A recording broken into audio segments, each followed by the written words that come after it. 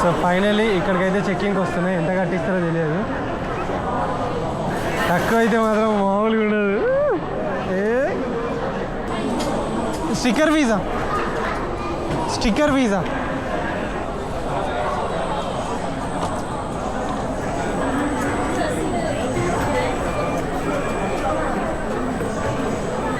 నా వీసా ఉందా అని అడుగుతాను. వీసా ఉందా అని అడుగుతాను. దానికి స్టిక్కర్ వీసా ఉంది అని చెప్పిన. ఓ అవునా అని అంటాను. అవును అని అన్నా. సరే పెళ్ళి చేసుకుంటావా అని. Cycle bicycle cycle bicycle. Are you come back to Korea? No. Taipei and where are you going? India. India. Can I get a ticket to India? Do you have a reservation document? Already I have submitted everything to Taiwan airport. Taiwan embassy. We're gonna check is it possible to check in or not because it's too big. So could you wait a moment?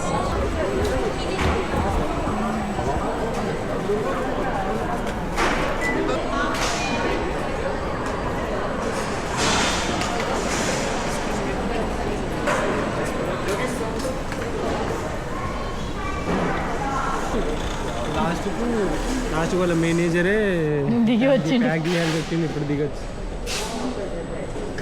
మనం time ఎంత అవుతుంది? 9:10. ఇంకా గంట time ఉంది మనకు. ఏం చేస్తాను?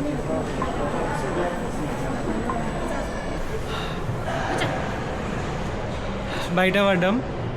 వాళ్ళ ఏంటంటే ఫ్లైట్ తైవాన్ అంటే పక్కనే కదా, 22.5 hours జర్నీ మాత్రమే. సో వాళ్ళ ఫ్లైట్లో అంత స్పేస్ లేదని చెప్పేసి వాళ్ళ లొల్లి అది. స్పేస్ లేదు, అందులో పట్టదు అని చెప్పేసి. దానికి మనం కూడా ఏమనలేము. బట్ మేనేజర్ అందరు ఇన్వాల్వ్ అయ్యి నా వీసా రేపే లాస్ట్ డేట్ ఉంది, నేను ఇంకా పోలేను అది ఇది అని చెప్పేసి అన్నందుకు గట్టిగా మాట్లాడలేదు, రిక్వెస్ట్గానే మాట్లాడినాము. ఇంకొక ఛాన్స్ లేదు నాకు, ప్లీజ్ మాట్లాడండి అంటే మళ్ళీ పైనకెళ్ళి మేనేజర్ వచ్చి చూశారుగా, అతనే కొలిచి అతనే లోపల ఏమైనా చెక్ చేసి మళ్ళీ వాళ్ళే ప్యాక్ చేసి అప్పుడు వాళ్ళు పంపించారు. సో ఫైనలీ అయిపోయింది. Thanks to Korea people. Finally మళ్ళీ మీరు హెల్ప్ చేసారు, నాకేం నష్టం కలిగించలేదు. You should record. So Keerthi blog చేస్తుంది, కొద్దిసేపు అండి.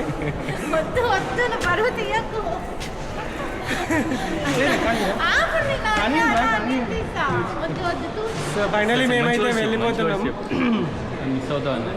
సో ఫైనల్లీ నేనైతే ఇక్కడ నుండి వెళ్ళిపోతున్నా. తను చాలా హ్యాపీగా ఉంది.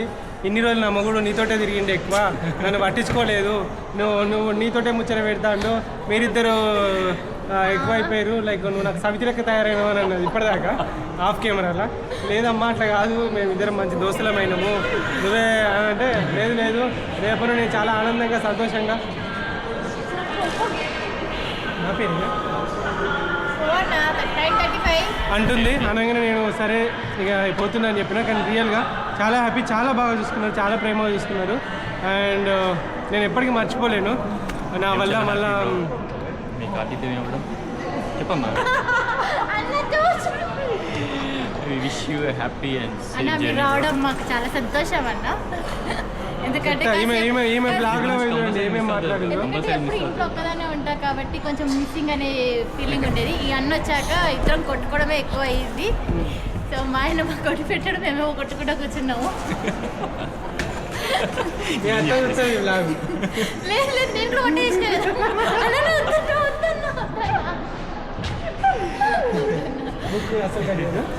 సరే కట్ చేయను. అండ్ మీకోసం నేను చాలా కష్టపడి డిఫరెంట్ వంటలు వండి పెట్టాను. ఎలా ఉన్నాయి అన్న మా వంటలు? చాలా చెండాలంగా ఉన్నారా? పంది లెక్క తిని చెండాలంగా ఉన్నాయంట.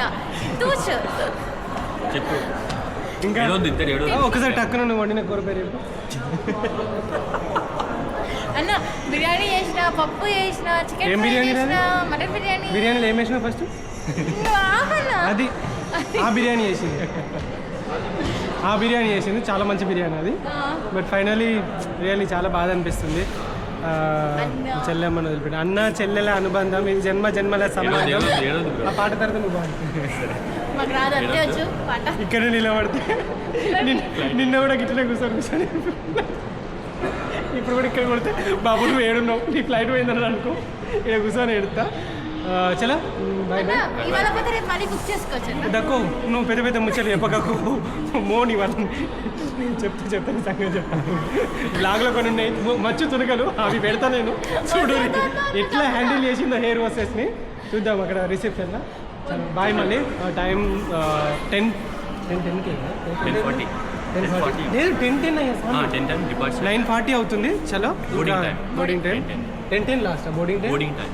ఓకే అయితే నాకు ప్రాబ్లం లేదు అండ్ ఇంకేం చెప్తావా అండ్ వన్ మోర్ థింగ్ నీ పెట్టేసి నా బ్లాగ్ కంటిన్యూ చేసాను వన్ మోర్ థింగ్ కొరియా మనం అనుకున్నట్టు లేదు and people are so friendly and living cost చాలా ఎక్కువ ఉంటుంది ఎవరైతే బీటీఎస్ వాళ్ళు ఎవరైతే అనుకుంటున్నారో అక్కడ నుండి ఇక్కడికి వచ్చేస్తాం బతుకుతామని అంటే ఎక్కడ పోయినా మనుషులే ఈవెన్ ఇక్కడికి వస్తే మీకు మీరే బతకాలి అండ్ బీటీఎస్ని కలవడం కానీ వాళ్ళ దగ్గరికి పోవడం కానీ ఈవెన్ వాళ్ళ కాన్సెప్ట్కి రావడం కానీ కుదరదు అసలు అలాంటి ఏమైనా ఆశలు ఉంటే ఇండియాలో ఎట్లా అంటే ప్రధానమంత్రి రేంజ్లో పోండి అండ్ లేదా సీఎం రేంజ్ల కన్నా పోండి సో అంత గొప్ప సెలబ్రిటీ అయి నీకు ఘోరమైన టాలెంట్ ఉంటే అండ్ ఒకవేళ నీకు అండ్ ఆ టాలెంట్ ఎలా ఉండాలి అని అంటే బ్రో చెప్పిండు నిన్న కేపాప్లో వెళ్ళాలంటే compulsory girl friend boy friend కూడా ఉండొద్దు అని అన్నాడు అంతేనా అండ్ ఇంకొకటి అండ్ స్కిన్ కూడా చాలా ఫెయిర్గా సంథింగ్ బ్యూటీ స్టాండర్డ్స్ చాలా చూస్తున్నారంట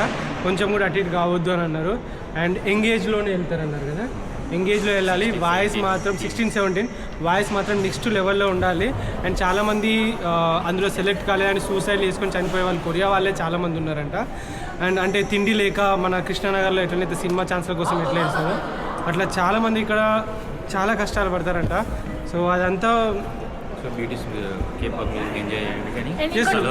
ఏదైనా దేవుణ్ణి మొక్కుకోండి దేవుణ్ణి అన్నీ చూసుకోండి కానీ దేవుడా నేను నీ దగ్గరకు వచ్చి ఉంటా నీ పక్కనే కూర్చుంటా దేవుడా నేను మీ ఇంట్లో కొంచెం ప్లేస్ ఇయ్యి దేవుడా నీతో పాటు నేను కూడా దేశాన్ని నేను తలరాతలు రాస్తానంటే కుదరదు అన్నట్టు అంటే నేను దేవుడితోటి వీళ్ళను పోలుస్తున్నాను అనకండి అంటే చెప్తున్నా వీళ్ళ దేశంలో ఉన్న యువతకు కూడా వీళ్ళు కనబడరు వీళ్ళు ఇల్లులు ఎక్కడున్నాయో కూడా ఎవ్వరికీ తెలియదంటే అంత కాన్ఫిడెన్షియల్ సో దట్ వాళ్ళు మనుషులే మీరు అంతగానం పెట్టుకొని హోప్స్ పెట్టుకొని హట్ అవ్వకండి అండ్ ఇంకా ఇక్కడ కొరియా ఎడ్యుకేషన్ కోసం కూడా ఫ్రీ ఉంటుంది ఎడ్యుకేషన్ బట్ చాలా టఫ్ ఉంటుంది చాలా ఎలోన్గా ఫీల్ అవుతారు సో చాలా మందికి కొరియాకి వచ్చి చదువుకోవాలనుకుంటున్నారు బట్ స్ట్రాంగ్గా ఉంటేనే కొరియాకి రండి ఎందుకంటే మన ఇండియాలో ఉన్నటువంటి ఎడ్యుకేషన్ అనేది అస్సలు ఉండదు చాలా టఫ్ గ్రేడ్స్ అని చాలా మార్క్స్ అని చాలా ఉంటాయి లాంగ్ హవర్స్ మనం స్టే చేయాలి ల్యాబ్స్లలో కొంచెం జాగ్రత్త ఎందుకంటే చాలామందికి ఇష్టం కొరియాకి రావాలి చదువుకోవాలి అని ప్యాషన్గా రావడం ఓకే బట్ స్టడీ టూరిస్ట్ లాగా వస్తే బెటర్ టూరిస్ట్ లెక్క వచ్చి 1 వీక్ 2 వీక్స్ ఎంజాయ్ చేసి వెళ్ళిపోండి బాగుంటుంది కానీ ఇక్కడే సెటిల్ అవ్వాలి ఇక్కడే చదువుకోవాలి అంటే కొంచెం చాలా స్ట్రాంగ్ ఉంటేనే రండి స్ట్రాంగ్ అంటే నువ్వు పొద్దున్న లేచినా నువ్వే రాత్రి పడుకున్నా నువ్వే నీకు నువ్వే హెల్పింగ్ కూడా ఉండదు ఇక్కడ మన ల్యాబ్ మేట్స్ మనకే హెల్ప్ కూడా చేయరు అండ్ వీళ్ళు పక్కోనికి నీ శాలరీ ఎంతనో కూడా చెప్పుకోరు అంత కాన్ఫిడెన్షియల్గా ఉంటుంది అసలు అది నేరం ఇక్కడ సో కడుపులో ఉన్న పిల్ల జెండర్ చెప్తారు కానీ నీ పక్కోని శాలరీ చెప్పారు వీళ్ళు అర్థమైందా అలాంటి సిచ్యువేషన్ ఉంటుంది సో ఇంకా నేను నెగిటివ్ ఏం చెప్పలేను బట్ లైక్ ఉంటాయి ప్రతి ఒక్కటి కూడా బట్ మీరు అంతా పెట్టుకొని అయితే రాకండి బీటీఎస్ లాగానే చూడండి పాటలాగా వినండి హీరోలాగా చూడండి కానీ నా మగుడు నా పెళ్ళాం అని చెప్పేసి ఎక్కువ ఊహించుకున్నారనుకో ఊహలే ఆశలు సమాధి చేస్తూ బంధాలను బలి తీస్తూ అవుతుంది సో దట్స్ ఇట్ అండ్ చదువుకోవాలనుకుంటే కీర్తి ఇన్ కొరియా అనే ఛానల్ ఉంటుంది తను కూడా వీడియోస్ పెడుతుంది అండ్ వాళ్ళ హస్బెండ్ తను సురేందర్ సరెండర్ ద బాటిల్ అని చెప్పేసి ముద్దుగా పిలుచుకుంటా నేను సో చదువుకోవాలనుకుంటే మీరు ఆ సంబంధించిన వీడియోస్ కూడా వాళ్ళ ఛానల్లో ఉంటాయి మీరు చూడండి క్వశ్చన్స్ ఏమైనా ఉంటే సేమ్ కీర్తి ఇన్ కొరియా అని ఇన్స్టాగ్రామ్లో ఉంటుంది అక్క ఇట్లా సంథింగ్ నేను ఇట్లా చదువుకుందాం అనుకుంటాను అది అంటే తను తప్పకుండా రిప్లై ఇస్తుంది అక్క నేను బీటీఎస్ నేను ఆడికి వద్దాం అనుకుంటాను అక్క నన్ను తీసుకోపోవా అన్న నన్ను తీసుకోపోవా అని చెప్పేసి అలాంటి వాటికైతే ఎలాంటి రిప్లైలు ఉండవు సో పొలైట్గా క్వశ్చన్ చేస్తే దానికి ఆన్సర్ తప్పకుండా ఇస్తారు అండ్ తన channel Keerthi in Korea YouTube channel మీరు ఇంకేమైనా కావాలి మేము రోజు అప్డేట్స్ కావాలి అనుకుంటే తనకు కామెంట్ చేయండి తను కూడా చూపెట్టడానికి ట్రై చేస్తుంది అండ్ తొందరలోనే మళ్ళీ మనం ఇండియాలో కలుస్తాము and thank you bro thank you so much ఒక్క నిమిషం మళ్ళీ కళ్ళ నీళ్ళు వస్తలేదా? సో మీరు ఎక్కడికి వెళ్ళగా సేఫ్గా రీచ్ అయ్యేటట్టు ఉండాలని కోరుకుంటున్నాను. So all the best for your future countries and future journey. So English so మీరు ఎక్కడికి అంతే అన్న ఇంకెక్కువ రాగద్దన్న తెగిపోద్ది. తగ్గిపోతుంది. సో త్వరగా 1 million సబ్స్క్రైబర్స్ కూడా రావాలి అని చెప్పి మనస్ఫూర్తిగా కోరుకుంటున్నాను. సో ఇలాంటి మన తెలుగు వాళ్ళ ఎంకరేజ్ చేయండి. So happy to be. So ఇది ఇంకా రెస్పెక్ట్ లేకుండా ఇట్లా అట్లా కాదు. మేము ఎంత అంటే లైక్ ఒక 10-20 సంవత్సరాలు కలిసిన ఫ్యామిలీ కూడా ఫ్రెండ్స్తో మేము ఎట్లుంటాం తెలుసా, స్కూల్లో బ్యాచ్లో అట్లా అంత క్లోజ్ కాబట్టి మేము ఇంత ఫ్రీగా ఉండగలిగినాము. ఏంటి నువ్వు వాడివే అట్లా ఇట్లా అంటే మా ర్యాపో అట్లా ఉంది. అసలు మీకు తెలియదు, రాత్రి 3-4 గంటల దాకా కూర్చొని ముచ్చట పెట్టలేము, అంత ర్యాపో మాది. సో ఆఫ్ కెమెరా మాట్లాడుకొని పోతాము. Bye bye. నెంబర్ రాసుకుంటా, నా నెంబర్ పెట్టుకోండి. ఉందిగా వాట్సాప్లో.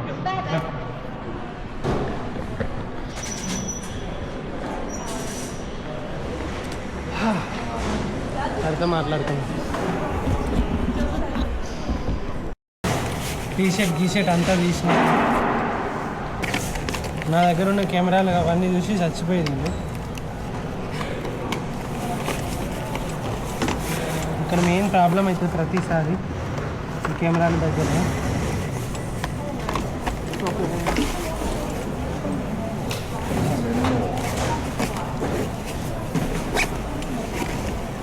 ఓకే, ఫైనలీ అన్ని ప్రాసెస్ అయిపోయినాయి అండ్ ఇప్పుడు వెయిటింగ్ ఫర్ ఫ్లైట్ అంతే. ఇట్స్ సో టఫ్ మ్యాన్, ఈ ప్రాసెస్ చాలా టఫ్ నాకు.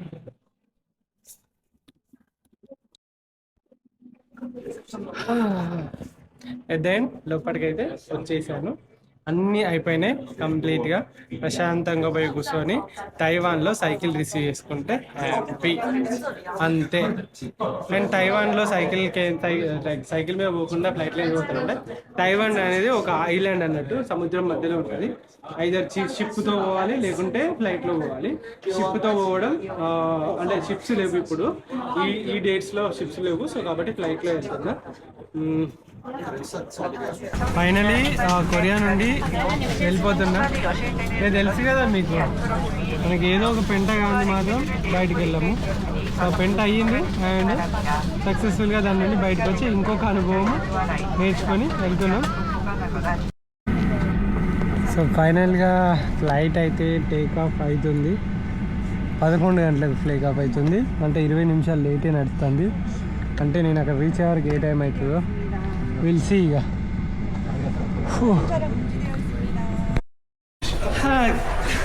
తైవాన్ గడ్డ పైన అడుగుపెట్టిన రంజిత్ ఆన్ వీల్స్. అండ్ ఇప్పుడు మనం తైవాన్లోకి అఫీషియల్గా రీచ్ అయ్యాము. సో ఇప్పుడు తైవాన్ నుండి మనము పైన ఏదైతే తైవాన్ అనేది ఒక ఐలాండ్, అరౌండ్ పైన తైపీ వచ్చేసి క్యాపిటల్ సిటీ. సో పైన తైపీ నుండి కిందికి మొత్తం డౌన్ వరకు సైక్లింగ్ చేస్తాం. యాజ్ యూజువల్ తెలుసుగా, మనం ఏ దేశంలోకి వెళ్ళినా అప్ టు డౌన్ సైకిల్ తొక్కి పడేస్తాం. సో ఇప్పుడైతే మనము ఎయిర్పోర్ట్లో ఇప్పుడే అడుగు పెట్టాము, తైవాన్ ఎయిర్పోర్ట్లో, మెయిన్ తైపీ ఎయిర్పోర్ట్ క్యాపిటల్ సిటీలో. సో ఇక్కడ నుండి నేను డౌన్ సైడ్ అయితే సైక్లింగ్ చేసుకుంటూ వెళ్తాను. అండ్ ఫస్ట్ మనం సైకిల్ అయితే రిసీవ్ చేసుకోవాలి అండ్ ఎయిర్పోర్ట్లో ఎలా వచ్చిందో ఏంటో చూడాలి.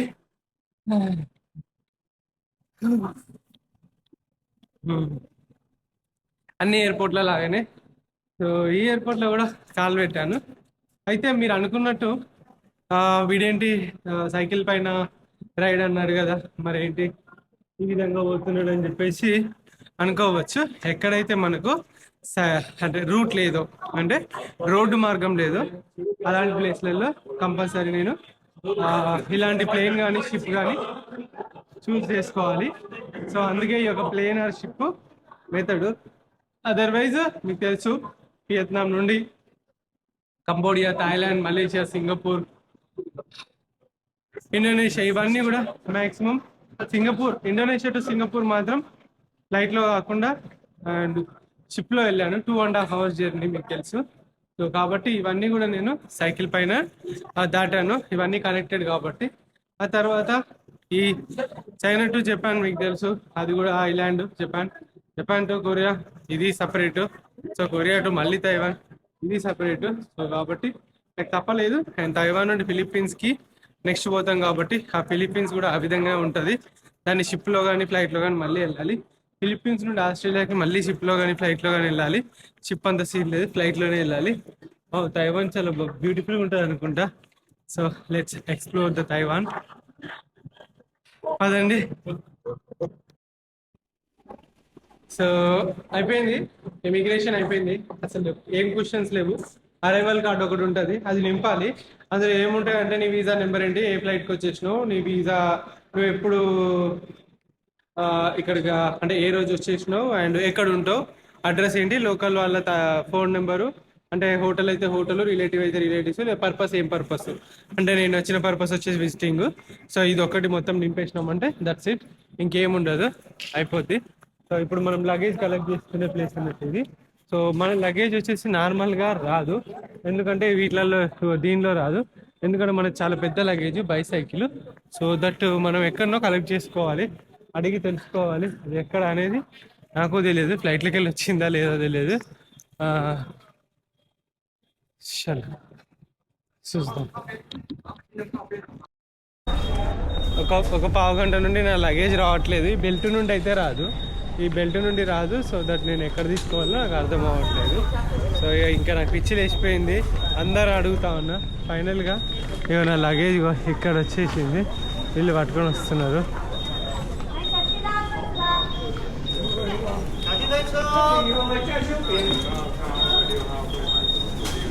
Finally this is my luggage. It's mine. So customs అయితే క్లియర్ అయిపోయింది, అండ్ ఇప్పుడైతే ఇంకా కస్టమ్స్ క్లియర్ చేసుకొని మనం వెళ్ళిపోతున్నాము బయటికి. అండ్ చిట్టి వచ్చేసింది. చాలా పెద్ద బాక్స్ ఇది, ఫస్ట్ టైం ఇంత పెద్ద బాక్స్ని హ్యాండిల్ చేస్తున్నాను నేను. ఇళ్ళకి వెళ్ళిపోవాలి. ఓ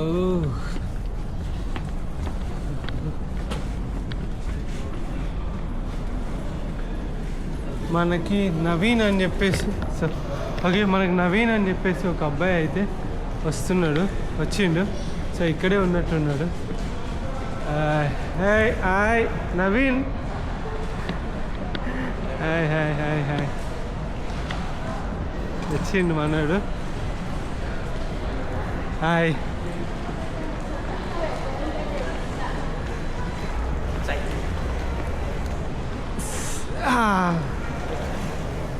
nice to meet you. Bro. ఎక్కడ నుండి? ప్రకాశం డిస్ట్రిక్ట్, మార్కాపురమా? నేను వచ్చిన అప్పట్లో వచ్చిండు ఒకసారి. Okay, nice to meet you, thanks for coming here. Phone చేసి నేను రాలేకపోయానన్నా, ఎంఆర్టీ మిస్ అయిందని చెప్దాం అనుకున్నాను. అందుకే మిమ్మల్ని చూసాను, లగేజ్ అటు నుంచి తీసుకొని వస్తున్నారు. అందరూ ఒక వేలో వచ్చారు, మీరు వేరే. నాకు కస్టమ్స్ క్లియర్ చేసుకున్నాను, దీన్ని మొత్తం ఇప్పి తీసి అలా ఏమున్నా ఏంటో చూసి కస్టమ్స్ క్లియర్ చేసుకొని వచ్చేవరకు ఈ టైం తీసుకొని వచ్చారు. మనం సిమ్ తీసుకుందామా, ఎక్కడైనా తీసుకోవాలా? బయట ఎక్కడ తీసుకున్నా ఒకటే రేట్ తీసుకున్నాం. ఇక్కడ తీసుకున్నాం. చొంగువా ఉంది ఇక్కడ. ఏం సిమ్ ఉన్నది? చొంగువా అంటే చొంగువా మొబైల్స్ అని. మంచి సిమ్మా? నెట్వర్క్ ఎక్కడ పోయినా బాగా వస్తుందా? చొంగువా బాగుంది. అంటే నాది వేరే సిమ్, తైవాన్ మొబైల్, కానీ చొంగువా అనేది బాగుండేది అన్నిటికీ. అన్నిటికన్నా బాగా ఏది ఉంటుందో అది మనకు సైడ్ ఉంది, కానీ ఇటు సైడ్ తీసుకున్నాం. Okay done. So friends suggestion అయితే చొంగువా. రేట్స్ అన్నీ ఒకటే, అన్ని రేట్స్ ఒకటేనా? 4G 5G 4G ఏం నడుస్తుంది? 5G. ఘోరంగా ఉంది కదా సిటీ, మాత్రం ధూమ్ ధామ్ ఉంది అసలు. లైట్లకి వెళ్ళి చూస్తే మాత్రం మార్వెలెస్ అసలు. నైట్ వ్యూ భలే అదిరిపోయింది. అటు సముద్రం, ఇటు 4 sides వాటర్. మీకు ఇంకోటి తెలుసా, మీ సైకిల్ రైడ్కి బెస్ట్ కంట్రీ ఇదే. మీరు చూడండి, 4 sides ఇక్కడ తీసుకున్నాం. అతను అదే చెప్తున్నాడు, బెస్ట్. సో ఫైనలీ మేము బయటకు వచ్చిన తర్వాత ట్యాక్స్ ఇది వచ్చేసి సిటీకి వెళ్ళాలంటే ఎంత 49 కిలోమీటర్లు, 45 కిలోమీటర్. ఏదైనా ఒకటే డిస్టెన్స్. 45 కిలోమీటర్స్ వెళ్ళాలి. ఎయిర్పోర్ట్ అంత దూరంలో ఉంది. ఏం చేద్దామని చెప్పేసి అనుకున్నాము. అయితే క్యాబ్ బుక్ చేద్దామని అన్నా. అంటే తమ్ముడు ఏం చెప్పిండంటే క్యాబులు సూపర్ ఎక్స్పెన్సివ్ అన్నానంటే సరే ఎంత ఉంటాయనంటే 1000, 2000, 3000 ఇంతవరకు అనుకున్నా. మా 2100 ఎన్టీడీ అంటే ఇంటూ 2.6 ఇంటూ 2.6 2100 ఈ తైవాన్ డాలర్సేనా? $9 అంటారు కదా. ఏంటంటే new Taiwan dollar. Okay, new Taiwan dollars అని అంటారు. సో న్యూ తైవాన్ డాలర్స్ 2100 అయినాయి. ఇక్కడ ఒక new Taiwan dollar equal to మన ఐఎన్ఆర్లో 2.5 రూపీస్ అన్నట్టు. అంటే 2100 ఇంటూ 2.5 రూపీస్ అంటే 2.61. మై గాడ్, 2.61 అంటే 2000 ఇంటూ 2.61 దగ్గర 4000, 5000 దాకా అవుతుందిరా వీళ్ళు. సో అరౌండ్ 5000 రూపీస్ ఒక 50 కిలోమీటర్స్ వెళ్ళడానికి. అంటే కిలోమీటర్కు 100 రూపాయలు చొప్పున ఛార్జ్ అవుతుంది. అదే ఇండియాలో ఒక కిలోమీటర్కి 13-14 రూపాయలు సంథింగ్. 50 కూడా లేదు, డిస్టెన్స్ మేబీ 49 45 ఉంది. 41 to 42. So too much expensive and super expensive. First రోజే దూల తీరిపోయిందని చెప్తాను నేను. మరి ఇంకా మళ్ళీసారి క్యాబ్ సర్వీస్ వాడితే ఒట్టు, కానీ తప్పదు, ఇది తీసుకెళ్ళాలి అని అంటే మరి కంపల్సరీ పే చేయాలి. ఇది బిల్లు కూడా చూపెడతాను మనడు. NT 2100 airport taxi. బయట కూడా బుక్ చేసుకోవచ్చు అంట, కానీ ఒక్కొక్కసారి అంటే బుక్ చేసుకుంటే అక్కడ కూడా మనకు 2200 ఒకటి చూపిస్తుంది, ఒకటి 1850. కానీ పెరిగే ఇంకా 90% ఇంకా పోతుంటే ఇంకా పెరుగుతూ ఉంటాయంట అవి ఫిక్స్డ్ ఛార్జెస్ పెట్టి. అది కూడా పెద్ద రిస్కే కదా. సో దట్ అందుకే ఇక ఆగిపోయినా. అంటే మనం ప్లేస్ కాకుండా ఇక్కడ కాకుండా కొంచెం ముందు అలా చెప్పామనుకోండి, ఆటోమేటిక్గా టైం బట్టి 5 NTD డిస్టెన్స్ని బట్టి పెరుగుతుండేది. డిస్టెన్స్ని బట్టి క్యాలిక్యులేట్ చేస్తాం. చలో ఎందుకు వచ్చిన రిస్క్ అని చెప్పేసి ఇట్లా ప్లాన్ చేసుకున్నాం. ఓకే, చాలా బాగుందండి, సమ్మగా ఉంది. సో మన వాళ్ళు ఎక్కడ పోయినా కూడా మనకి హెల్ప్ చేస్తూనే ఉంటారు. మన ఇండియన్స్ ఎక్కడ పోయినా ఉంటారు. సో ఆ విధంగా నాకైతే హెల్ప్ అవుతూనే ఉన్నది. మెల్లగా నేను పట్టుకున్నాను.